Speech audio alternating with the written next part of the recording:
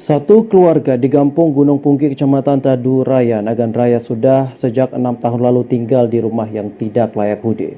Keterbatasan ekonomi membuat keluarga ini tidak mampu membangun rumah yang layak dan mereka berharap kepedulian pemerintah dengan kondisi yang mereka alami. Seperti inilah kondisi rumah Aja Budian, warga Kampung Gunung Pungki, Kecamatan Tadu Raya, Nagan Raya. Ia bersama dengan suami dan 2 anaknya mengaku sudah 6 tahun tinggal di rumah yang sudah tidak layak huni. Mereka tak mampu membangun rumah karena keterbatasan ekonomi.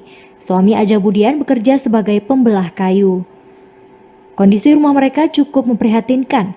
Kondisi dinding rumah dipenuhi lubang dan beberapa bagian lain ditutupi dengan terpal plastik. Dengan kondisi seperti ini, Aja Budian sangat berharap bisa tinggal di rumah yang layak bersama dengan sang suami dan anaknya.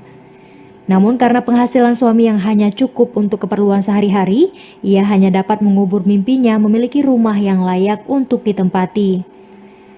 Ia berharap adanya perhatian dari pemerintah terkait kondisinya saat ini. Meski tergolong warga kurang mampu, Aja Budian hanya menerima bantuan dari pemerintah berupa bantuan program Keluarga Harapan atau PKH. Sementara untuk bantuan lain, ia mengaku tak menerimanya. Udah pernah dapat bantuan nggak, Kak? Belum. Yang ada dapat bantuan nggak? PKH. PKH. Supaya rumah dibangun. Tinggal sama siapa, Kak, di rumah? Sama suami, Anak? anak Berapa orang? 2. Kakak kerja sebagai apa? Kerja? Nggak ada.